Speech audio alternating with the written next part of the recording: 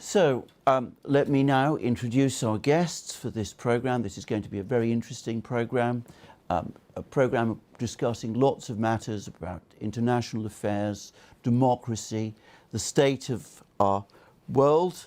Can I first of all introduce Thierry Baudet, a member of the Dutch Parliament, leader of the Forum for Democracy, a political party in the Netherlands, but also an international grouping of people concerned about the state of democracy.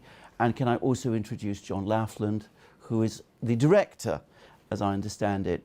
And both John and Thierry have made a particular political stand defending democracy, defending the values of democracy and freedom and liberty, which used to be core values in the West, values that people fought for, that were established, and which are being eroded away.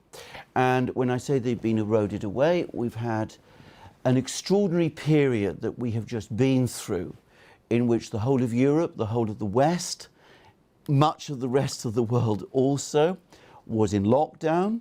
People were placed in effective detention, often in their own homes, unable to conduct their businesses, unable to live their lives, and severely criticised and subjected to legal action if they protested or spoke out against what was done to them.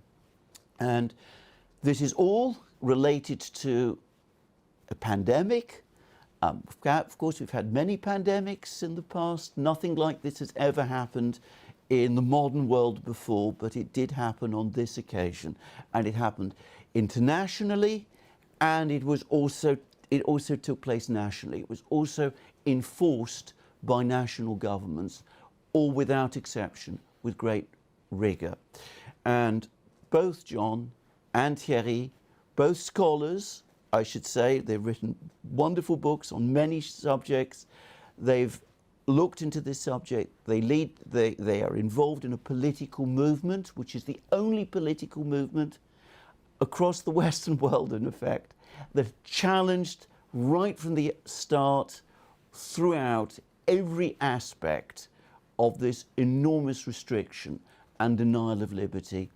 And that is the first point, I think, where we will start, because in a way it was both symptomatic of where we're going, and also it was a further catalyst accelerating the trend to where we're going. And Thierry, if I may start with you, you've written a book on this topic.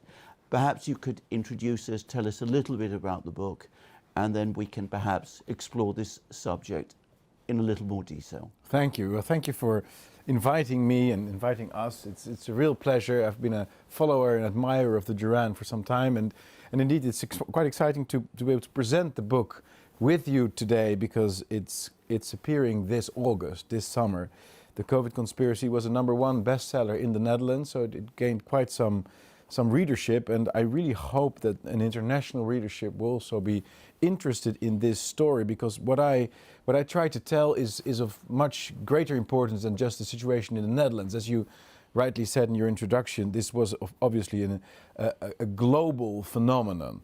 And the interesting thing about it, I would say there are two elements in this COVID craze, this COVID mystique that has taken over political and social life during at least 2 years, from January, February 2020 till the moment when Vladimir Putin obviously cured COVID when he invaded Ukraine. Was that very day COVID was over, miraculously. But okay, so during those 2 years, we witnessed effectively two things. The first is that all societal checks and balances, not merely formal checks and balances in terms of fundamental rights, freedom rights, an independent judiciary, parliamentary restrictions on what the executive branch may or may not do. All these formal checks and balances of a democracy vanished overnight. So the state operated as one block, imposing these restrictions which indeed have not been imposed since the dawn of time, essentially. But also, not just these formal checks and balances, but also the informal, the material checks and balances of a free society stopped functioning. Journalists were of one opinion only. They silenced every critical voice. Academic institutions, corporations, businesses, the entire fabric of society in the way that I used to understand it as a diverse series of different players with their separate interests that were sometimes aligning, sometimes conflicting, and that resulted in this quasi-chaotic manner through an invisible hand, as it were, in a free society where more or less rational conclusions were drawn through all these players that had their thing to bring to the table. This vanished. From February/March 2020 onwards, there was one narrative that was pushed across the board. Lockdowns work to limit the spread of disease such as that. Mortality rates are not to be looked at at a statistical level because we are dealing with something that is so beyond anything rational and anything we've ever seen before that we're going to give Ebola virus status internationally to this virus, which means that, you know, all comparisons are off. You were not allowed to compare it to the flu. You were not allowed to say, look, the mortality rates are actually quite similar to what we've seen in the previous years, and so on and so forth. You were not allowed, thirdly, to question the vaccine or the efficiency of the vaccines or the very technology behind it, the mRNA technology, as a means to effectively vaccinate people against viruses. You know, these are all serious questions that up until January, February 2020, people were allowed to ask. And all of a sudden, the entire fabric of society, all institutions, overnight, they started pushing the same narrative. And that was extremely frightening to me, especially because this happened internationally. Not just in the Netherlands, but also here in Britain, in France, in the United States. There were a couple of governors here and there. In Sweden, you know, there were some people who were asking questions. There were some outliers here and there, but they were very, very marginal. And this was the case across mainstream media, as I said, academics, big corporations, the government institutions. They all went along with this story. And the second. So this was, for me, it was really, really a very, very shocking thing to realize. There was absolutely nothing you could do. Big tech, the formerly free internet stopped being free. I'm very aware that we're having this conversation right now, and it's possible that it's going to be taken down from YouTube, from Facebook, that the big tech platforms are going to say, no, you're not allowed to talk about it in such a way. So this so it was not just the realization that all quasi-rational or countervailing procedures that used to exist stopped existing, but also that these irrational and even dictatorial, tyrannical policies that were being implemented were implemented internationally, globally. So the two conclusions that I drew from the COVID period were, first, okay, our free democratic society is effectively, it's maybe not dead, but it exists only at the mercy of the government. If the deep state behind the government, or whatever you want to call it, if they allow a free debate on a particular subject, then we'll have a free debate. But if they don't, everybody stands in line. Secondly, this is an international phenomenon. So we may believe that we live in sovereign nation states where we have parliaments, where they have discussions about things, and then the parliament decides A and another parliament decides B, so you have a concert of nations, that kind of thing. That's history. That's not the way the world apparently works, because this was implemented on the very same day, March 16, 2020, Britain, the Netherlands, Italy, France, they all went in lockdown. It's impossible, it's inconceivable that this was a sort of spontaneous decision. And thirdly, and perhaps even most frighteningly, I haven't mentioned it yet, but the sheer tyrannical nature and heartlessness and inhumane nature of the policies. We are being governed by people that are irrational, which is obvious. There was from April, May 2020 onwards, there was absolutely no discussion anymore. Professor Ioannidis, major studies, all confirmed by so many other scientists, of the mortality of COVID, which was comparable to the flu. There's no serious discussion about it.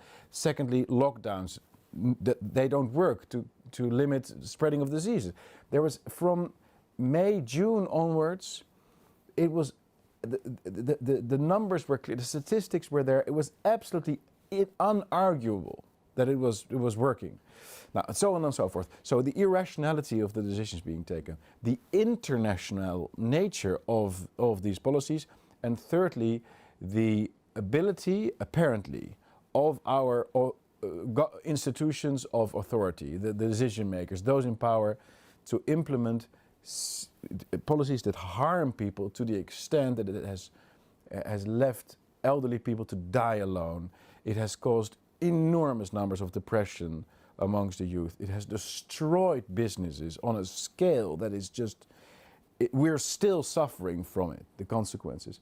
These three realizations made me change my life, the course of my political party.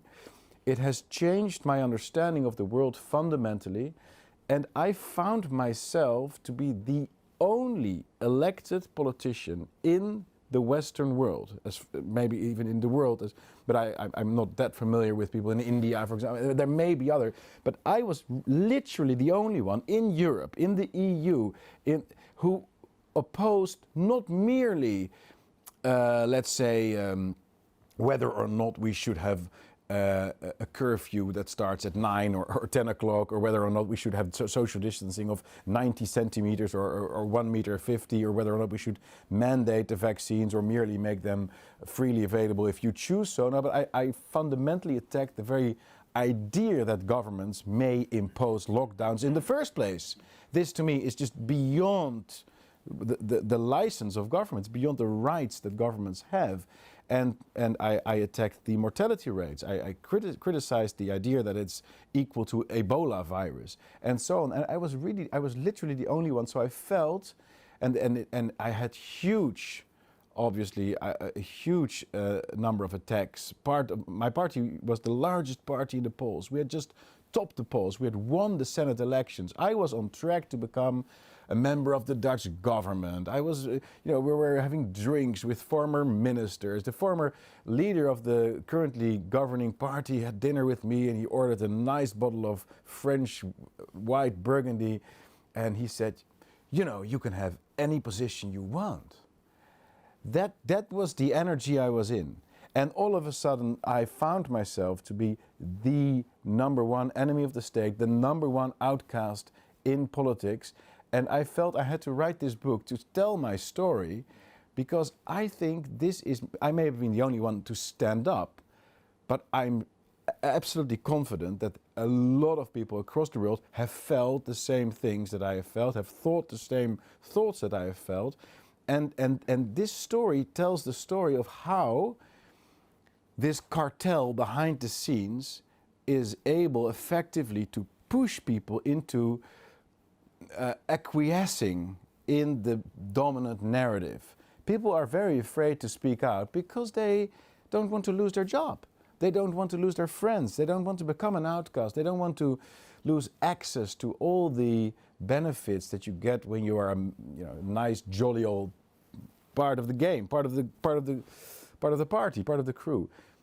So I feel this book that's now coming out, it may touch a nerve that people have. They sort of have a sense. I think a lot of people have a sense that our liberties, our freedoms, are being taken away. But where exactly is it coming from? Right? There's a very vague sense of, something is off here. Something isn't right. But where is it coming from? How is it working? And as far as I know, I'm the only one who was in a position of power within the ranks of the system, speaking out, breaking out, and everything that followed from the attacks in the media to all the classical names that they drop. You're a racist, you're a fascist, you're a misogynist, you're a anti-Semite. Obviously, you are a what have you not, anti-gay activist. You're anti-democratic. You're a denier. You're a COVID denier. You're a climate denier. They have all these words that they just throw at you and repeat in the press endlessly. And obviously, you're a Russian spy. That is a sure thing. You're always going to get. But it tells this story, and I think it's still all these mechanisms. Even though COVID may be sort of over, or feel like it's over, maybe it's coming back, but nobody really knows. But it's essentially the same thing with the Ukraine situation. It's the same thing with the EU, the euro currency, CBDC that's coming for us, immigration, climate change. They have a way, and with they I mean the global international deep state, those who shape the dominant agenda. They have a very effective way to create the illusion of consensus. They manufacture consent, to quote the famous Noam Chomsky, who wrote a book about this. They manufacture consent, and it is our job, and that's how I would like to make the bridge to John sitting here. It's our job to create a platform that counters this dominant narrative. We have to create a counter-narrative. And that is why during COVID, as I was fighting my fight in the Netherlands, and I wrote the book, and it was just within the Netherlands, it's a very vivid debate, and I think we are amongst the nation, and I do pride myself a little bit on having contributed to that a little bit, with the lowest number of support for the lockdowns, the lowest number of compliance with the lockdowns, and the lowest number of vaccination status. So the highest number of people that were sort of doubting, like, why are we doing this? What? So, and I think that's very important. So by creating a counter-narrative, you can actually change the general mood in the country. And I'm not saying that I was the only one to do that. Obviously, there were other people, great people in the Netherlands and elsewhere, Bobby Kennedy, international, other people. But this just does create a difference. And I felt, coming out of the COVID period, that we needed to sort of scale up and bring the openness of the debate in the Netherlands. And we have obviously a long tradition of publishing Montesquieu and Voltaire and Enlightenment books. And the Netherlands is sort of it's a country where sometimes new things come up. We had to create a platform to push this to an international level. And that's when I reached out to John. John has been an old friend and someone I've been admiring for many, many years. I consider him, he's the intellectual mastermind behind Brexit. He has written the book on sovereignty, which is called The Tainted Source, and everybody should read that. He's written great works on international law. And I really felt that someone like him, or actually just him, he should do this. We should do this together. And that's why it's also exciting to be in podcasts together and to reach out. And I hope if people see this and if they listen to this, they might want to reach out to us, and perhaps we can organize a conference soon. And it would be wonderful if you would be there. We really need to create this because and that's the final point I'll make, and then I'll shut up and you can say whatever you want. But the conservatards, as I call them, the mainstream conservative movement, or the established right, the mainstream right, has really betrayed us.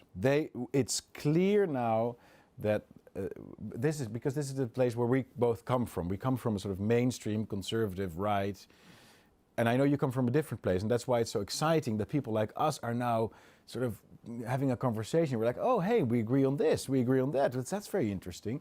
But the mainstream right has really shown its uselessness when it comes to defending the actual principles that we're fighting for.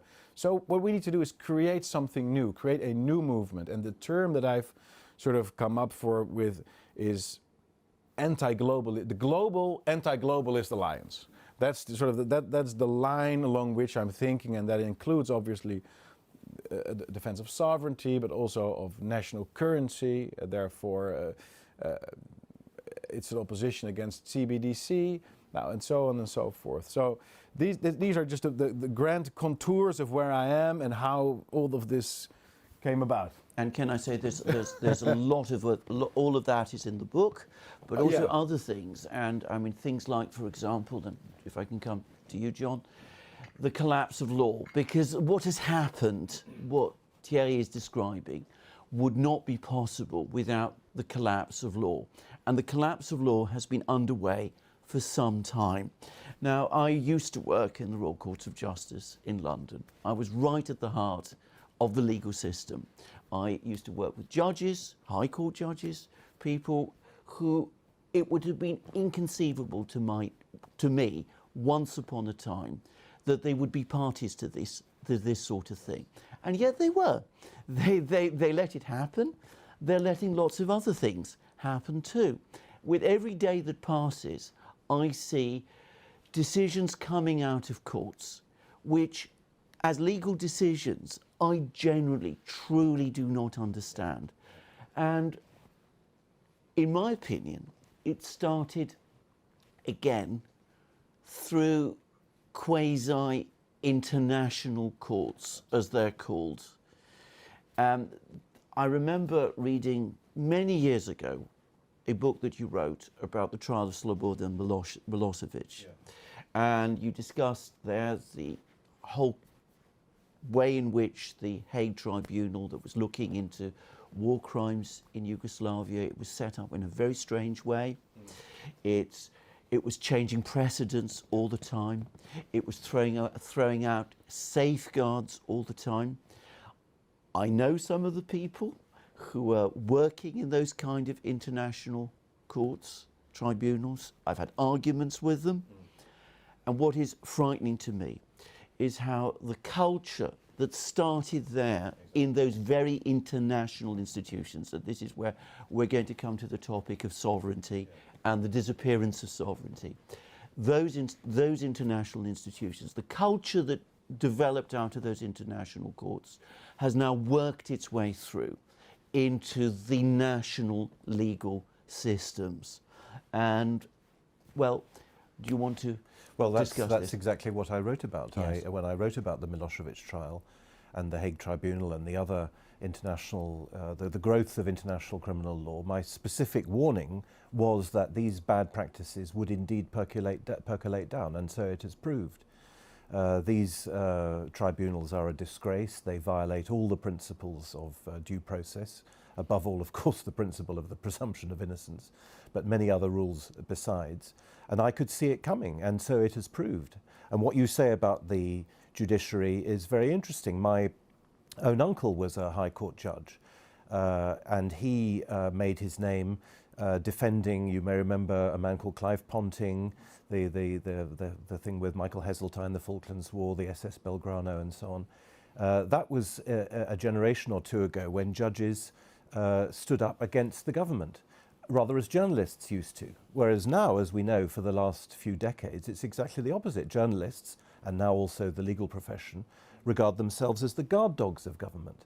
And that is why the COVID issue is so important. The COVID issue, although it sprung upon us and we didn't expect it, we didn't see it coming, now that it's come and we hope gone, at least for the time being, we can see, I'm sure you agree with me, that the way that the COVID pandemic was treated was, COVID is obviously an illness, was itself a symptom of a sick society, of a society which was already sick, of states which were already sick. They were already corrupted, they were already infected by various weaknesses, by various political viruses, which meant that when the initial panic struck, they were unable to react in the proper way. And when I say sick societies, one of the things that strikes me most about the horrible way that COVID was dealt with is that it was precisely the most liberal societies, supposedly liberal societies, Canada, Australia, France to a large extent, although France is much less liberal, of course, than Britain or the other Anglo-Saxon countries. Those countries with long liberal traditions became the most dictatorial. Now, why is that? Why is it?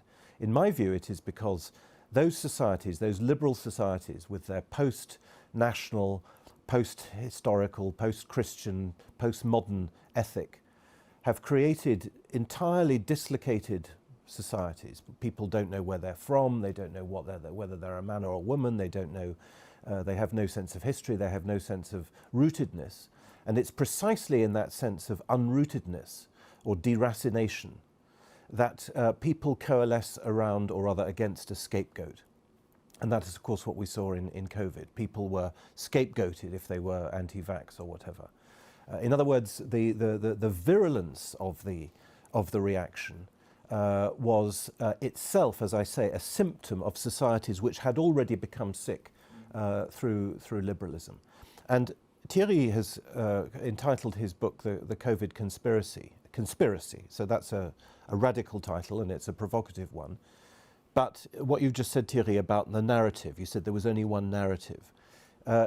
We should never forget that on the 7th of April 2020, a press conference was given in Downing Street by the Chief of the General Staff of the British Army, General Sir Nick Carter. The British Army at that point was building the Nightingale hospitals. So you could say it was okay for the Army to be giving a press conference because they were actually doing stuff.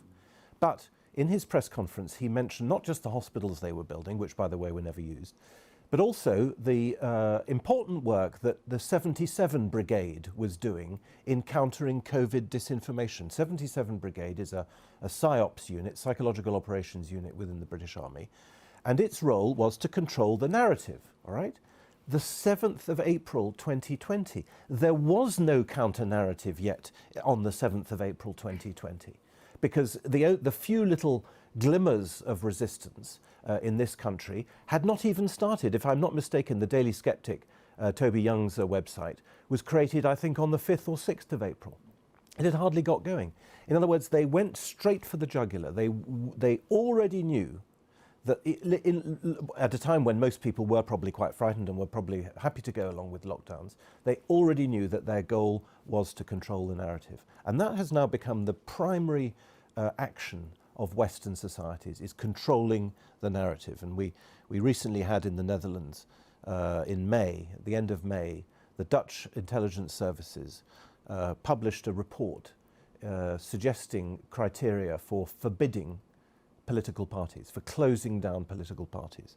And it's absolutely obvious when you read this report that it's Forum for Democracy which is the target, potential target. But what is the argument? The argument is that it doesn't mention Forum for Democracy, but a danger to democracy is posed if there are narratives, if people believe certain narratives, in this case that there is an evil global elite governing the world.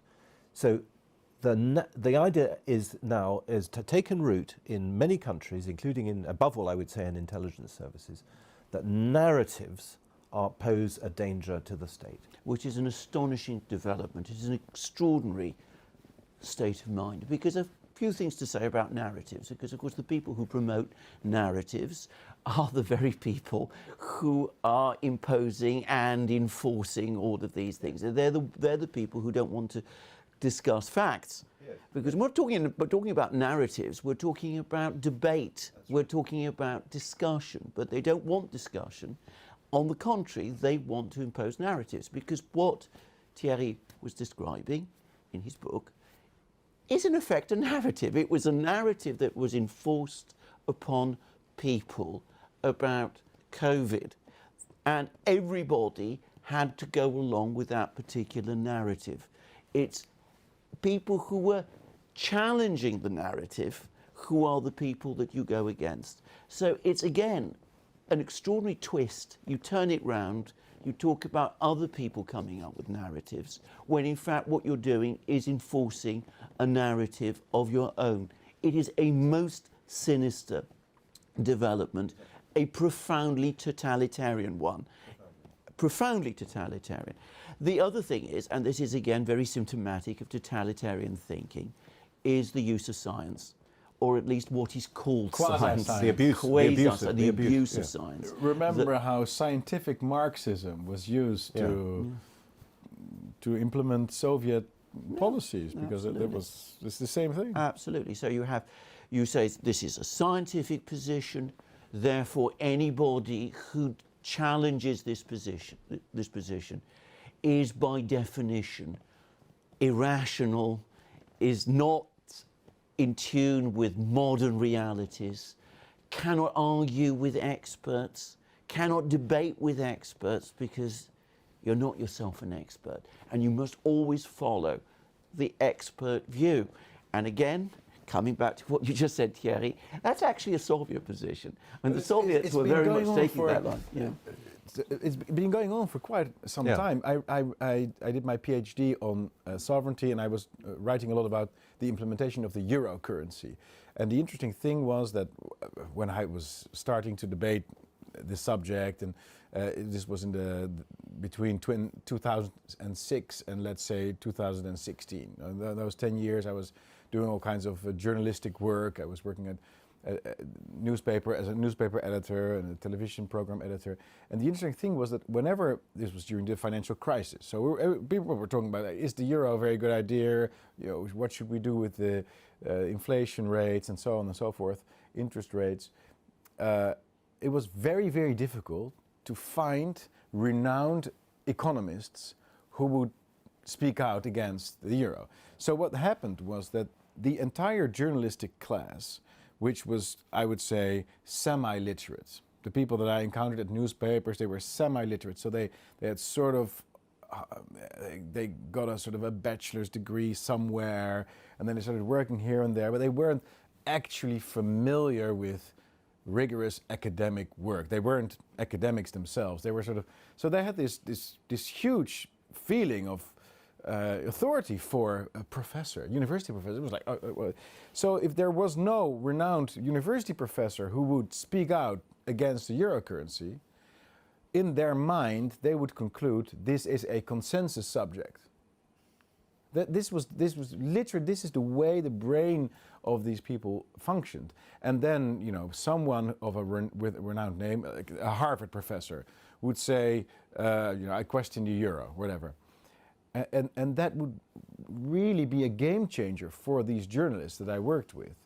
And then, but the game changer would not be that they would start thinking about what is an optimal currency area, what are the conditions for a currency to function, what are the actual tasks of a central bank. No, they weren't reaching to the abstract, they were watching it from a sociological perspective.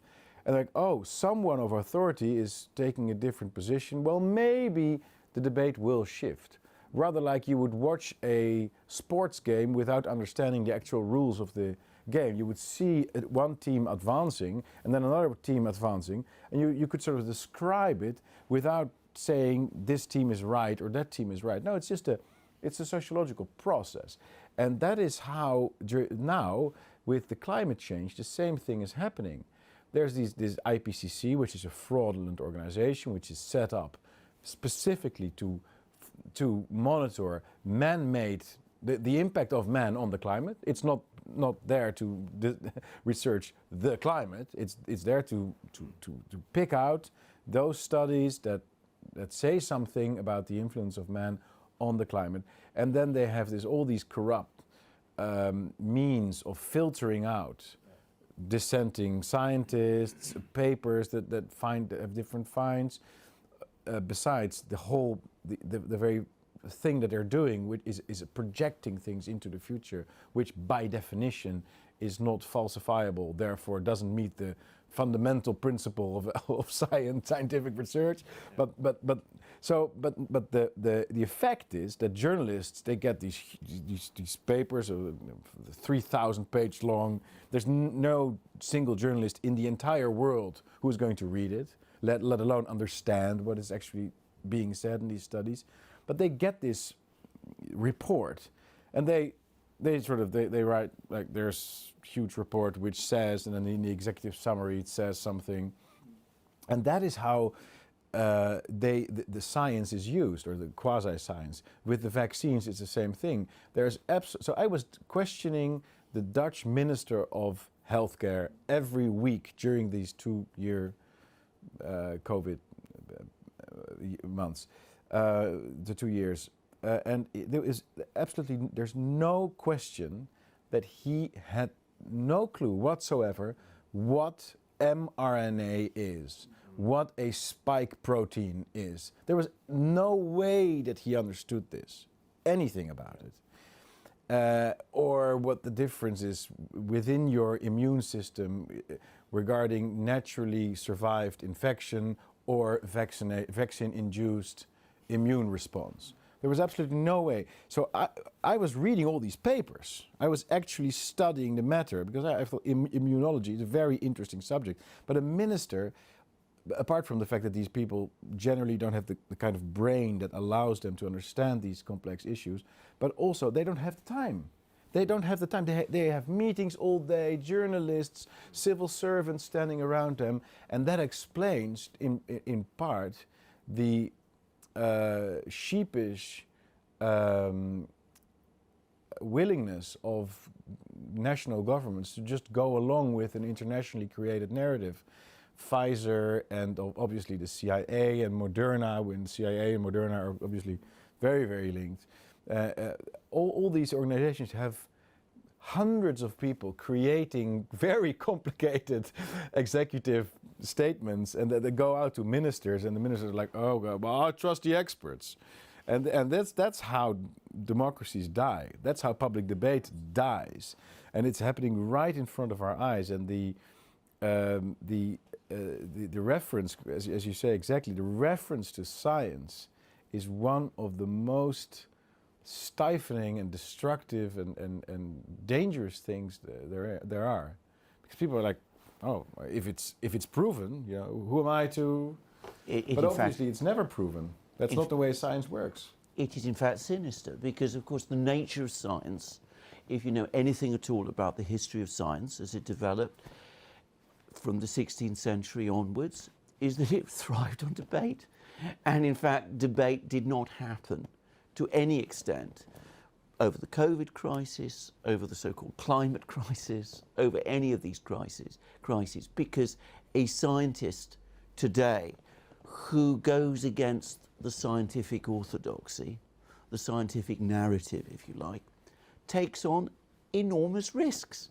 Just as, and again, I perhaps shouldn't overstress these points, but just as in the 1930s in the Soviet Union, if you argued against Lysenko over genetics, you would find yourself in great difficulties. You would find yourself in great danger, in fact, career danger, if not worse.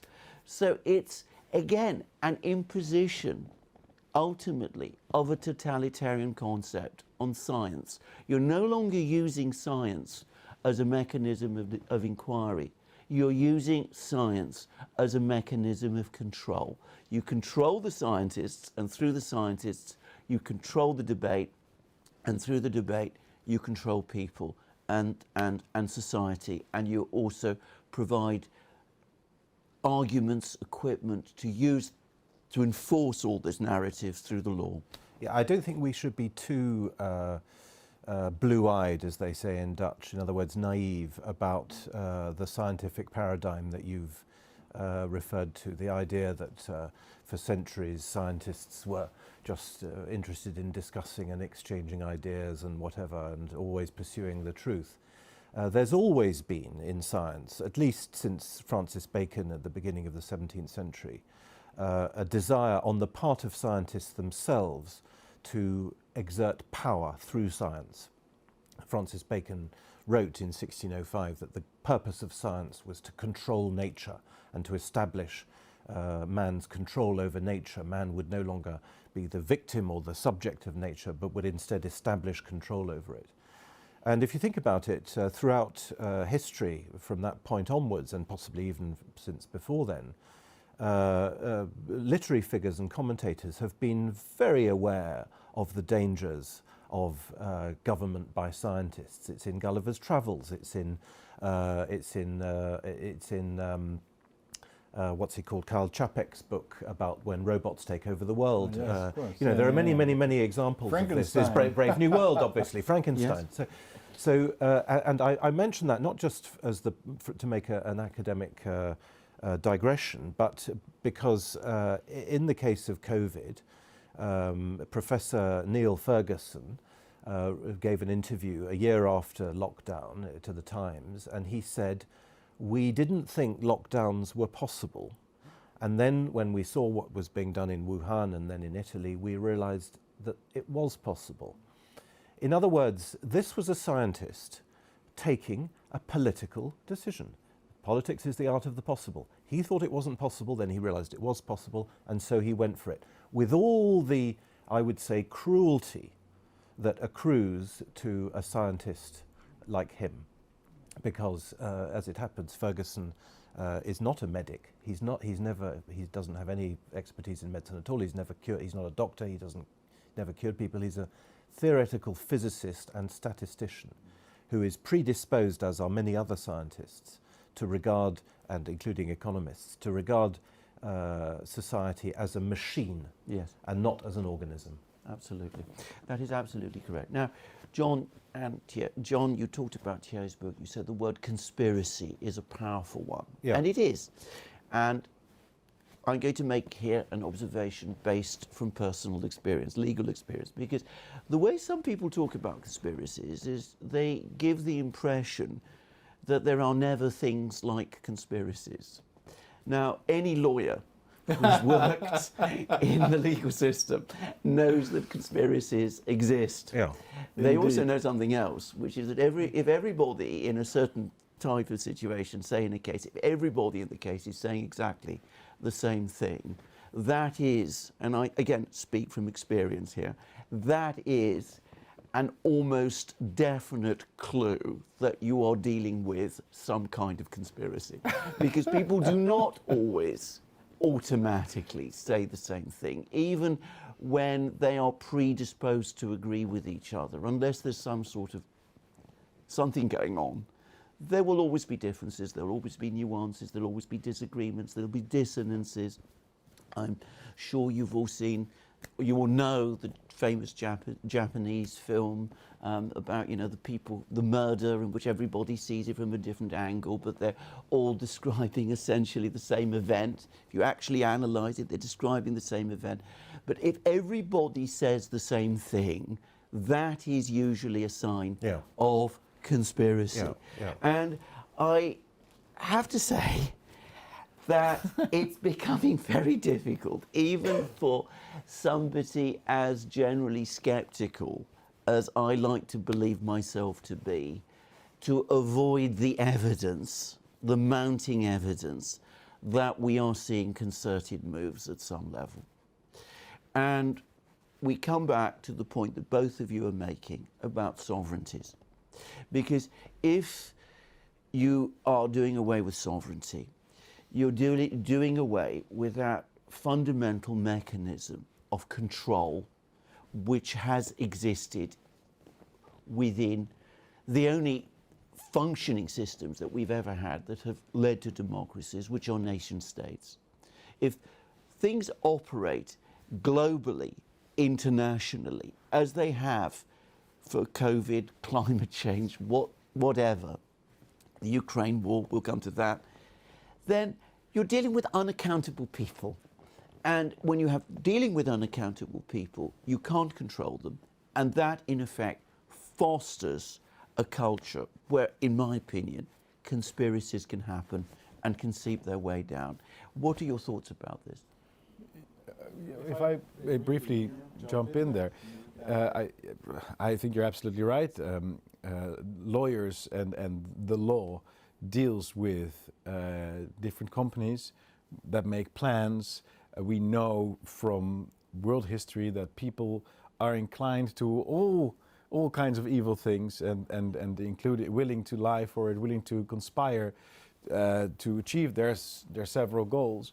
And so the idea that the governments now, or any person or organization in power, is somehow entirely benign and there's never going to be some kind of plan to mislead the public or whatever, is quite absurd and testament to the actual power that I'm going to talk about it again, the deep state apparently has, because the word conspiracy, to label it is in a negative terms, derives directly from a CIA conspiracy. I'm not sure all your listeners will know this, but this has been widely documented. After the murder of JFK, the assassination of John F. Kennedy in 1963, obviously, those presenting alternative explanations to what had happened there, alternative to the dominant explanation, which was it was a lone wolf, was one guy shooting from above a warehouse.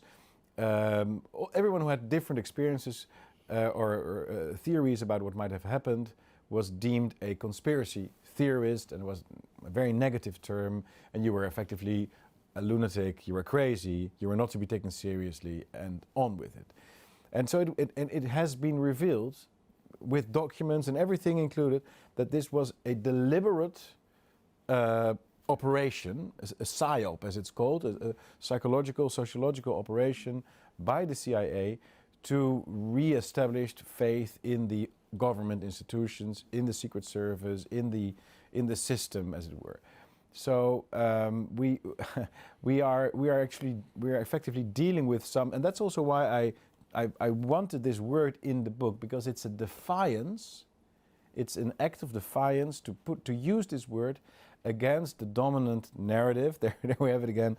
That talking about conspiracies is somehow something that is beyond the acceptable. Now, when it comes to the actual COVID situation, I think it's very important to understand that there is a very thin line between scenario planning and conspiring.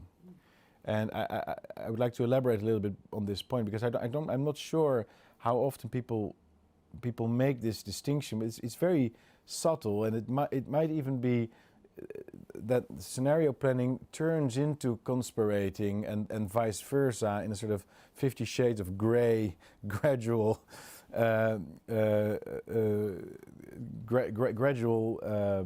trend. Whereas they had the Event 201, which was a huge simulation of the outbreak of a coronavirus, which was held in November 2019.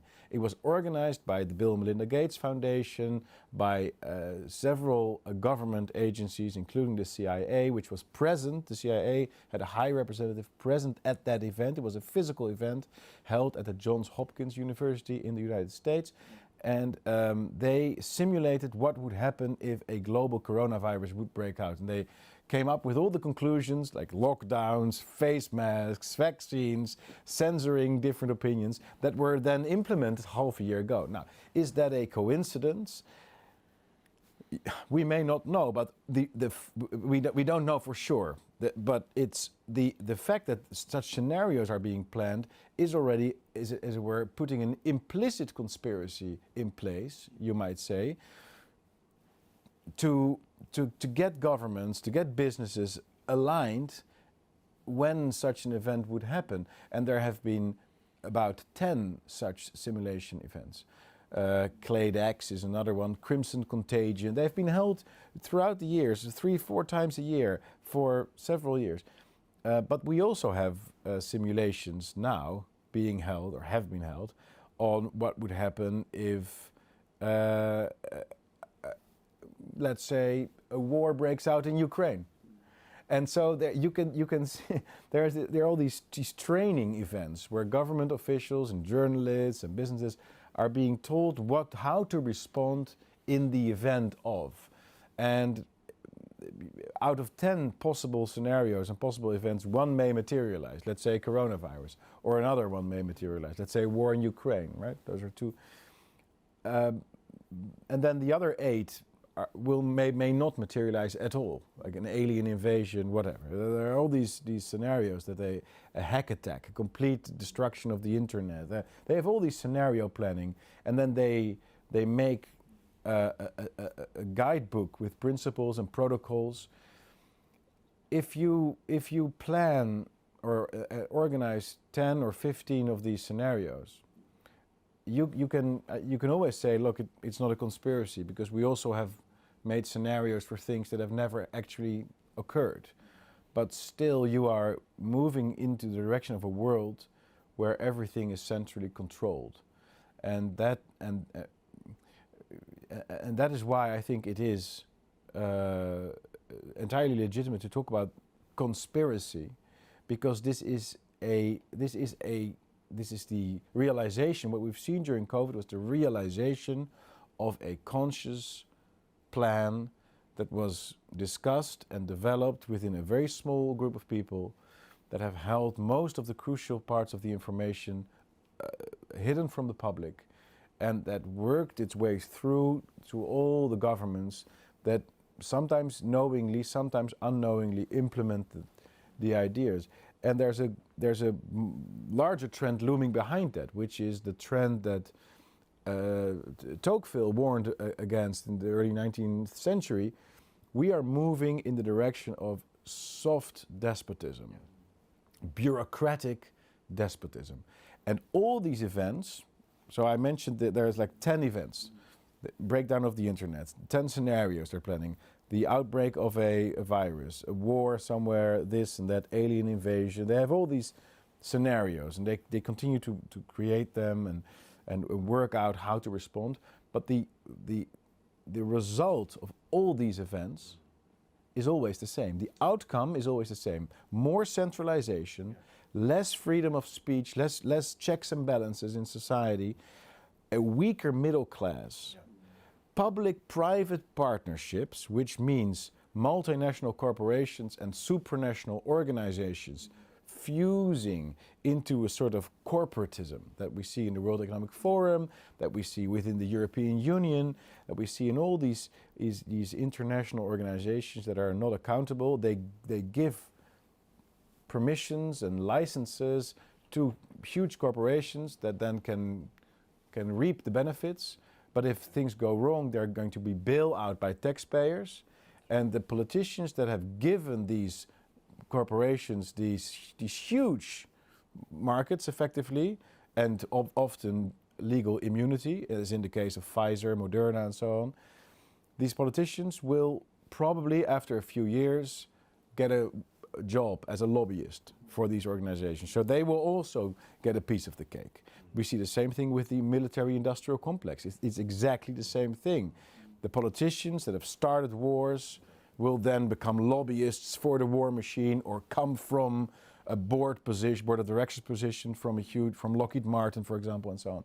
So it's a circle. It's a closed circuit where they plan scenarios. They decide what to do in the case something happens. They may or may not. That remains an open thing. They may or may not have actually pulled the switch of unleashing the virus from Wuhan into the world. We don't know that. There's probably no way that we can know it. But it's not important either, because the important thing is there is a grand direction, a grand strategy, a grand plan, if you will, to move towards this world of, you've mentioned Brave New World, I'd like to mention The Matrix, the movie The Matrix, where we are effectively, as humans, as individuals, completely brought under, we live a biological life, but we don't live a free life anymore. And whatever happens in the world, the conclusion will almost always be more centralization, less freedom, and more privilege as to an ever smaller oligarchy that exists at the global level. Absolutely. Can I just say again what you said about planning a scenario and that leading to... Yeah. I mean, that is a concept very well known to criminal lawyers. Yes. If people get together and plan something, yeah, the temptation to act on that plan is always extremely strong. In fact, sometimes it is irresistibly strong. And again, I speak from experience. I have seen it happen.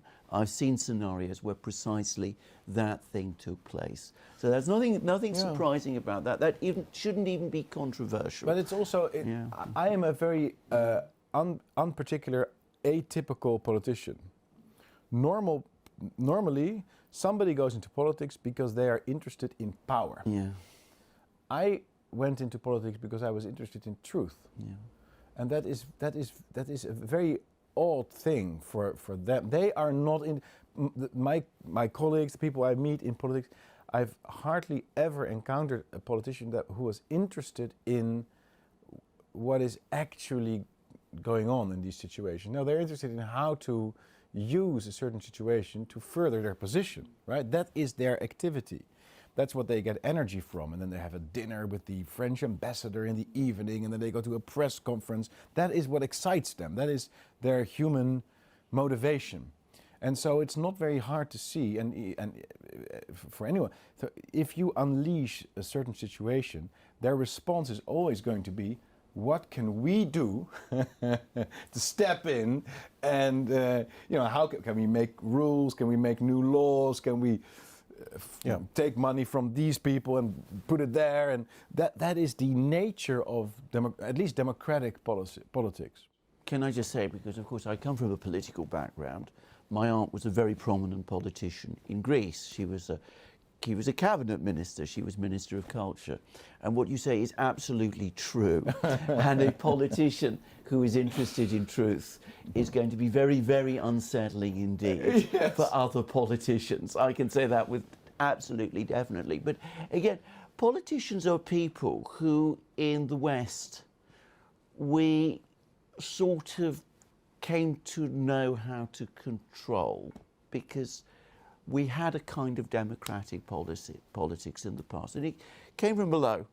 But we had politics. It was all very much constructed around the nation, around the state. We had elections. We had political parties. We had electoral blocks to which those politicians were ultimately accountable, and to which they had to interconnect, they had to worry about their electoral bases. And you're absolutely correct. I come from the left. I mean, my background politically was a left-wing one. I think that's a historic reality today. I don't think the left today that I see has any relevance or connection to the left that I used to know. But that was how it was. There was a left, it was a political movement. That is impossible today in the kind of political environment that we have now. Now, a short time ago, we had on the Duran an interview with Václav Klaus, who was the former president of the Czech Republic. And he made a very interesting observation, because he was very unhappy about the fact that the Czech Republic was being pushed into the European Union. He didn't like the Lisbon Treaty at all. He was coerced into it. And he spoke about an argument that he had with Václav Havel. And Klaus said, what I wanted was parties. I wanted real political parties. I wanted political competition between the right, of which of course I was a part, but I also wanted the left. I wanted to have a left. I wanted to have diversity, because for me that is what not just democratic politics, but politics is about. Havel said, we don't want political parties in the Czech Republic. We want everything to be structured around what he defined as civil society. Havel was fully supportive of the European Union, full integration within the European Union. Klaus was very unhappy about it, but was pushed into agreeing to things. And today he told us that he bitterly regretted having gone down that route. Now, you've used the word globalist. You've talked about the deep state. You've talked about all of these international institutions. I've said how, taking my cue very much from your previous books, I've seen how national legal systems have become corrupted and distorted, with what is coming from these very same international institutions. Is this internationalization of politics? Because ultimately the problem? Is that what is the problem? Because it's becoming an even worse problem. You said, Thierry, one thing that stood out for me, and it's absolutely true, about companies like Pfizer being given immunity protections before they did anything wrong. That's not a legal position, that's anti-legal position. That is actually anti-law. It's difficult to explain to people how completely contrary to the whole legal tradition that is. But is that where you do perhaps, John? Yes, I think, Thierry, I think this is where it's come internationalisation from? is actually the biggest problem. I think if you have to define the problem in a brief and easy to understand way, I don't have a problem with that. I think that's a good way of describing it, because the centralisation of power, the alienation of power into the hands of various cartels, whether they be international organisations or collusion between big companies and governments, whether national or international. This alienation of power is, of course, favoured by international bodies, because, as I've said many times in the books I've written about international tribunals, the key thing about an international organisation is that there is, of course, structurally no accountability. There's no possibility of accountability between the decisions that that body takes and the people over whom it has power. So if, to take an example, if a war crimes indictment triggers a revolution in a country, so let's say the war crimes indictment of Gaddafi triggered a revolution and a civil war in Libya in 2011, aided of course by NATO, the International Criminal Court, which by issuing the arrest warrant against Gaddafi, of course explicitly, I won't even say implicitly, explicitly supported NATO. Is there any blowback for the 10 years of civil war, more than 10 years now, for the hundreds of thousands of people who have died? Of course not, because structurally there is a structural disconnect. And the fact that it's a legal body is in a sense irrelevant. What I mean by that is that you have the same structural disconnect, of course, with the World Health Organization or the European Commission or whatever. But unlike in a national system, okay, judges, of course, are always independent. They're not, apart from in some countries, they're not elected or whatever, but they're independent, but on the contrary, they're independent in their functions. But if there is a dysfunctioning somewhere in the legal system, they are, of course, embedded within the overall constitution of a state. And so one hopes that the legislature and the government can correct whatever dysfunctionality it is. So, for instance, take the British case, they could rescind the Human Rights Act or whatever. They can take some decision to bring the judicial system back under control. But of course, that mechanism simply doesn't exist. And yes, I think internationalization is also a problem in the sense that we were talking about conspiracies a moment ago. When you look, and I mentioned this recently in a lecture in Amsterdam, when you look at the documents about the creation of the CIA in the period 1945, 1946, 1947. I just mentioned the CIA because it's the intelligence agency that everyone's heard of, but there are in fact 17 intelligence agencies in the United States. There isn't just one, there are 17. But when you look at the documents, the various minutes and so on behind the creation of the CIA, you can see that the whole purpose of the CIA was not to collect intelligence at all. That was absolutely not its purpose and never has been its activity. It was, on the contrary, to conduct psychological operations, to influence the narrative, to penetrate the left, because within the context of the Cold War they wanted, of course, to neutralize the left, which they succeeded. Francis Stoner Saunders' fantastic book on the cultural Cold War shows all this.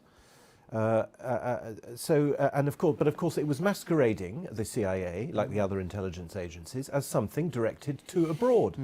So it was an element of foreign policy, if you like. It was an element of international policy. So that is another example of how internationalization corrupts. And of course, these organizations work on the need-to-know principle.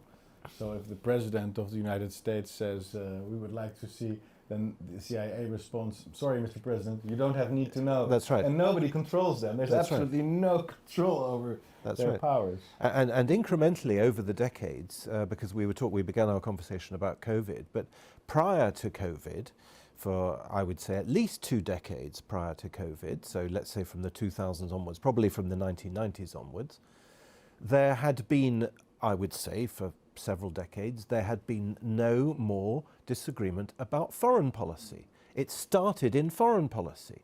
So in the Vietnam War, in the 70s, some people were in favor of fighting communism and other people were against the Vietnam War. There was a big debate about it. By the time you got to the Balkan Wars of the 1990s, there was only one narrative. If you read the Daily Telegraph or the Guardian, you found exactly the same position. And that unanimity, that single narrative, which we now see, as I say, in health policy and in climate and other things, that started in foreign policy. Because the foreign policy establishment, like the intelligence establishment, like international organizations, and ultimately like big corporations, they can act with impunity because they can impose things, so to take the case of the Americans, on other countries.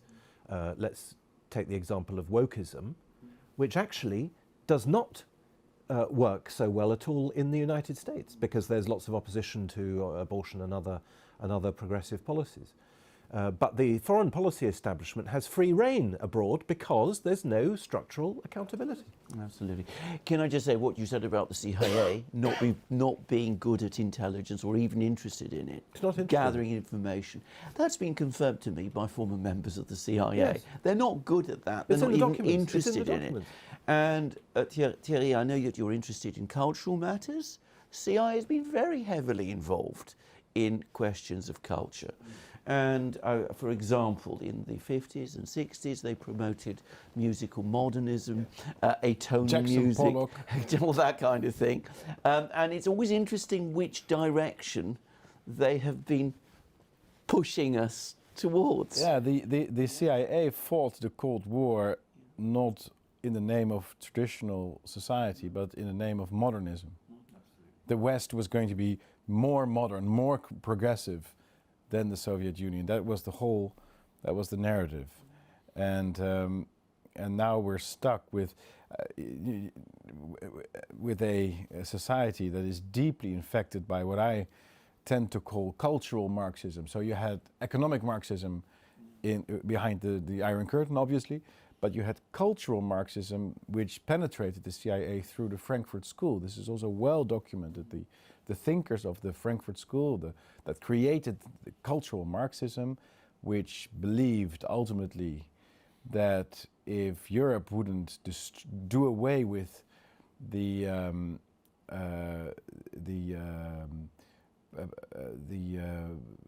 classical father figure and the classical family structures and history that we were proud of and aesthetics and national identities, that we would always get back into fascism. Fascism would follow. Where a traditional family exists, there fascism will follow. That was the basic, which I think is a ridiculous conspiracy theory, if I may use the word in that context right now. But that is what they believed, and that penetrated completely the cultural, academic world of the West after the World War, but also the Secret Service, and it was part of the denazification plan of the Allies, essentially, of the America primarily, but also Britain, to make sure that no German would ever march on tonal music again. That's why Karl-Heinz Stockhausen was promoted, who was I'm not sure everybody knows, but was an extreme promoter of atonal music that was impossible to listen to and breaks every glass that is nearby. But he was promoted to be the head of one of the most influential musical institutes in Germany, and modern architecture was promoted, modern abstract expressionism in the arts was promoted, and also a very liberal sexual morality, which followed directly from the work of people like Herbert Marcuse, who believed that if we don't liberate the sexuality of the man then through the Oedipal complex, he will ultimately become a fascist again. And that is also why in the authoritarian personality, which is a huge studies that another member of the Frankfurt School, his name was Adorno, undertook, an empirical study, a huge emphasis was placed on the sexual life of, quote unquote, fascist-minded people, which were right-wing people, traditionalist people.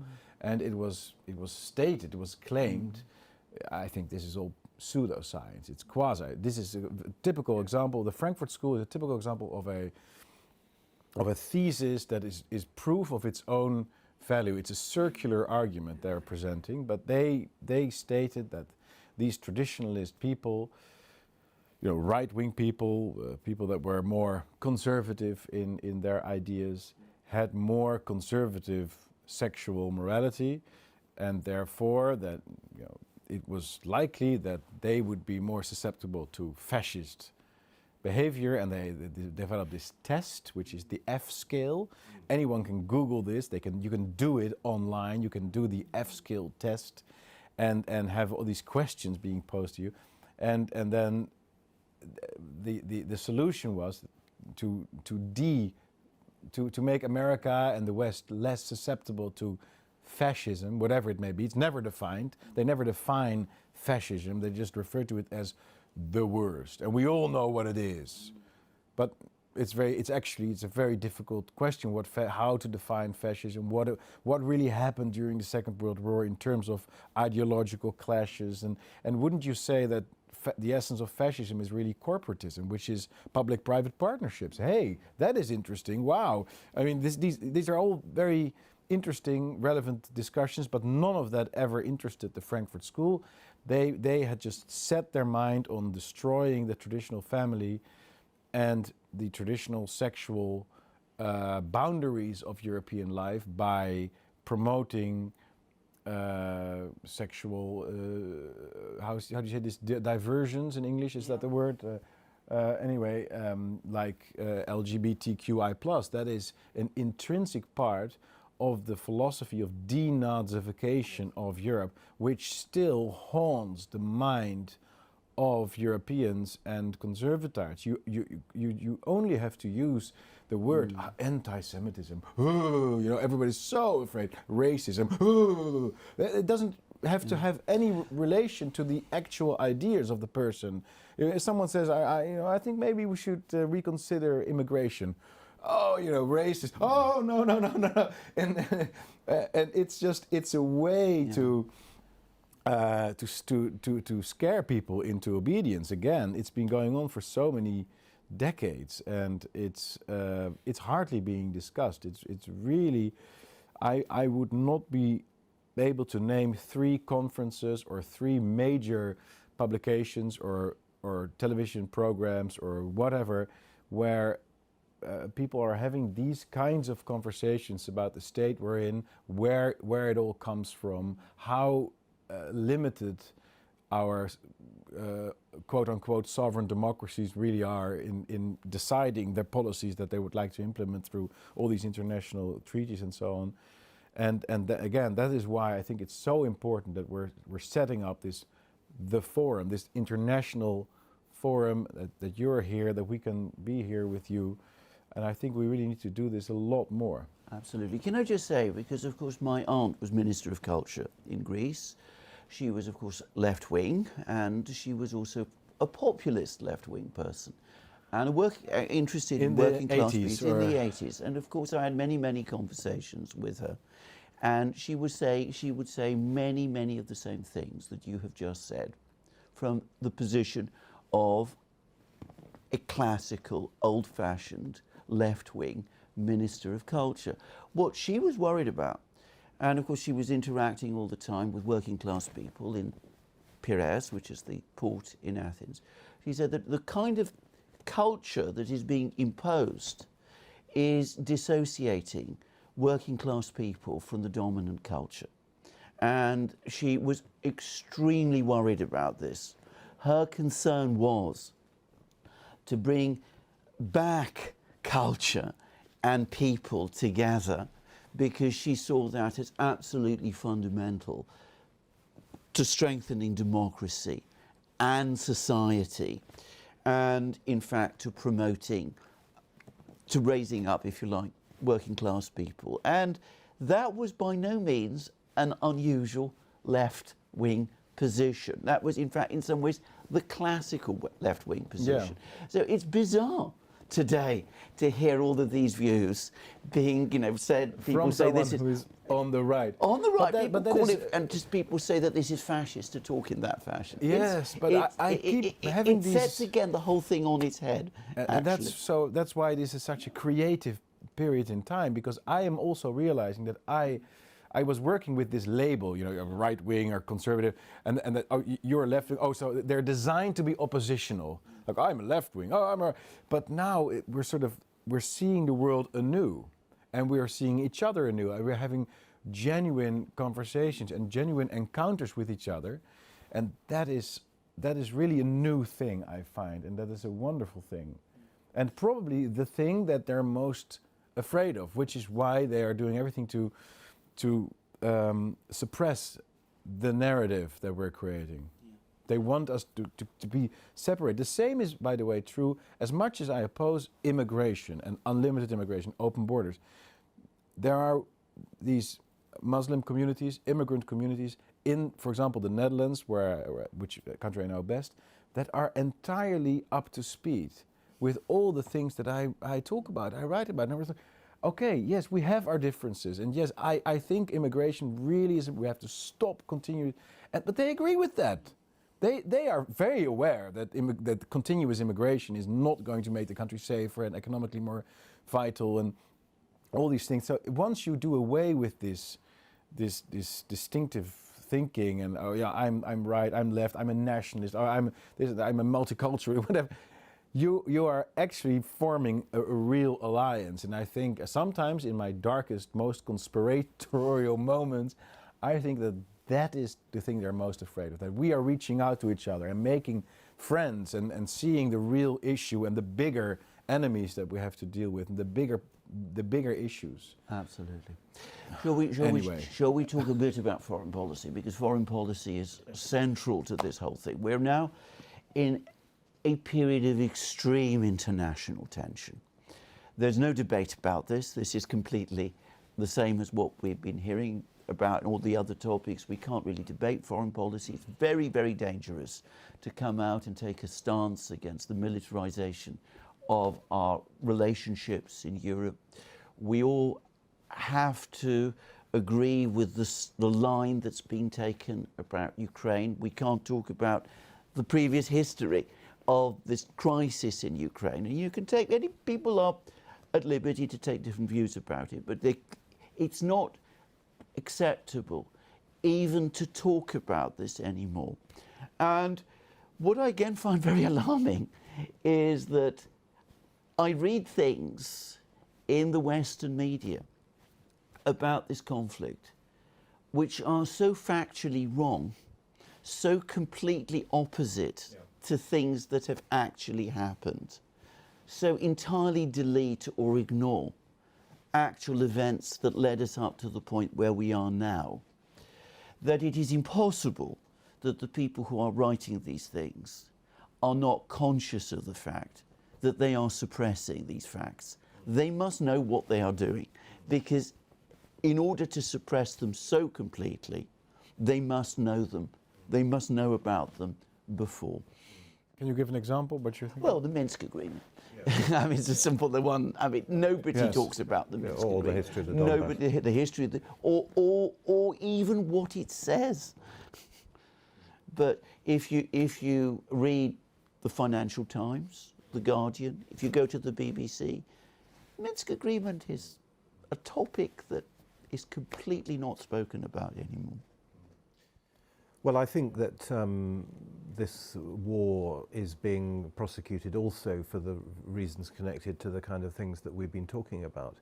I was very interested what you said about your aunt and her desire to see working class culture remain in place, because clearly what she feared, what she saw coming, was the shock doctrine, was the Naomi Klein shock doctrine, which would atomize otherwise cohesive societies in order to make them easier victims of capitalist exploitation. It's as simple as that. And one of the reasons we can leave aside the issues of NATO and all the rest of it, but I'm convinced, I've said this for many years, that one of the reasons why Russia is so hated is precisely to do with these issues of sexual politics that we were talking about a moment ago. Putin, his public persona is that of a real man, a bit like Erdogan in Turkey, and there may be other examples. He's macho. He's not only macho, but he is a bit macho, a bit like Berlusconi was, and there may be other examples. And I think that the fact that Russia has this leader who is admired by his people, because that again is a thing that we've lost in the West. Almost no Western leader is admired by his electorate or her electorate anymore. They're not even controlled anymore, but we don't even have people that they can admire. The idea that you have a man of stature who exudes virility and who exudes authority, exactly the thing which Adorno didn't want. He called it authoritarian, but actually it's authority. Those, I think, are the subliminal emotional reasons. And of course the fact that Russia is renewing with her national history and trying to do what the Germans call Vergangenheitsbewältigung, to sort of comprehend her own very obviously tragic history in the 20th century. Whereas Europe, of course, is turning its back on its own history and pretending it didn't happen. All these things, I think, at the deepest emotional level, are the reasons why there's this complete obsession with Russia. Can I just say, one of the most interesting things, if you follow Russian affairs and Russian internal discourse, that's been developing recently is, of course, the Russians. And I don't just mean political Russians. I mean a large part of the Russian intelligentsia, which has historically and traditionally focused on Europe. They've been seeing developments in Europe, yes, and they don't like them. Yes, yes. And they say that what we must do is we must preserve the best of Europe here in Russia. We are becoming the last refuge, in effect, the fortress, if you like, defending European values. You said that. Thierry said that in a speech. The odd thing is that the Iron Curtain, while obviously destroying the economic system in Eastern Europe, also protected it against cultural Marxism. So the countries in Central Eastern Europe, and certainly in Russia, the European part of Russia, has perhaps even been immunized against these cultural Marxist trends that have now taken over almost completely the conscience of Western Europe. And indeed, when I look at Russia today, I do feel that there is it represents a sort of a natural antidote to a lot of these trends. And if I just may mention one final one in that respect, is that Russia is probably the natural leader of the opposition against the climate change mystique because of its vast fossil fuel resources. It is the country, the opponent to this idea of an energy transition, which is not going to work, which is based on fake science, and which will destroy our entire industry and thereby wealth and economy and everything we have built over the past 200 years. So in that sense, also it seems to be the last vestige, because the whole of the West has been taken up by this mystique, this millennialistic idea that we must prevent a sort of new flood, like in the Old Testament. Because of our sins, the sea is rising. Absolutely. We've heard that story before, right? We've heard that story before. So where do we go? How do we resist? You've created the Forum for Democracy. I'm absolutely horrified, by the way, with what John said, that there is in fact a law being discussed in the Netherlands. I think that's one of the most sinister things I've heard over the course of our discussion.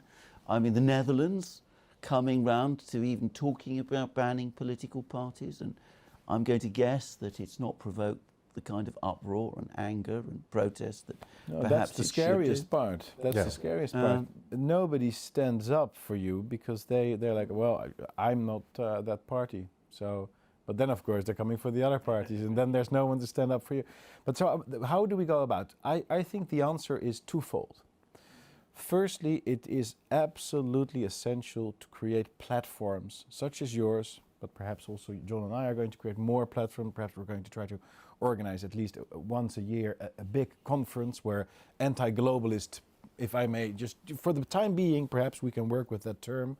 People like us, like-minded people from the left and the right, previous left and right, can come together and discuss this, but also podcasts and so on. This is essential, and that's also how I use Parliament, because it's a platform. It's a place where I can speak to the nation and reach people and hopefully get them to think about these things and think differently about them. And we publish books and so on and so forth. So that's the first thing. The second is that we are building a network that is social and economic.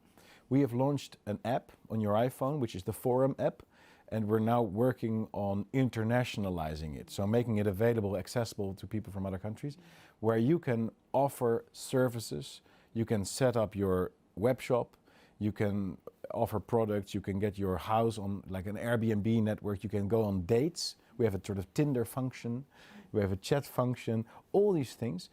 And this is specifically to build the network, because people don't come together, as Robert Nisbet, the sociologist, famously said, simply to discuss things. They come together to do things. You need to create a social and economic framework, which is, I mean, this app is just one example. There are obviously other, and the term for that may be a parallel society. We need to start buying stuff from each other, hiring each other's services. We need to make sure we have some infrastructure, perhaps a bank. God knows how urgent that is if you see what happens to my friend Nigel Farage, who has just been debanked in the UK. Can you imagine, for political reasons? If it happened to him, it may happen to all of us. Nobody is safe with our money. And this is going to happen with all these services, essential services that we need, like applying for a job. It's very difficult for students who are, for example, not vaccinated, to find an internship somewhere, find a job. We need to get our network together, and we need to start realizing, again, I said this before, but we need to start realizing that we must help each other. And that is something that, to my great disappointment, many people that I've met in my life that were like-minded, that had the same, directionally the same ideas, they were very unwilling to do that. The conservatives I've met, so in the past when I still define myself as such, they were much more eager to get a tap on the back from the establishment, from the left even, than to help another conservative. They were very willing to distance themselves, to disavow. And we should stop doing it, and completely. Just, we are in the same boat, and we may agree or more or less with each other. Sometimes somebody does something where you say, oh, maybe I wouldn't have said it in such a way. But fundamentally, we should not go along with the cancel culture that is designed to play us out against each other. And I think through a social and economic framework, there can also be a real upside to this, because obviously this has a big downside. If you start to stand up to each other, you may also get a punch in the face. But if there's a real upside where we create a high trust network for people that that are not willing to stab each other in the back, then there's a real reason to be part of this club, and that may be strong enough to survive this flood, to stay in these biblical terms or in these climate change terms, this flood that is coming, this totalitarian flood that is going to run over us, which with almost unstoppable pace. But we may be able to resist it, and ultimately be there to restructure, rebuild society after it. I'm confident if we do that we can resist it. I always say councils of despair are always bad councils. Yes. simply because this tide is coming, it doesn't mean that we're all going to drown in the flood. We can always build, our little places. And little platoon. Absolutely, we can come through. And John, Thierry calls you, I think, with good cause actually, as the intellectual force behind Brexit. You look a little embarrassed when we say that.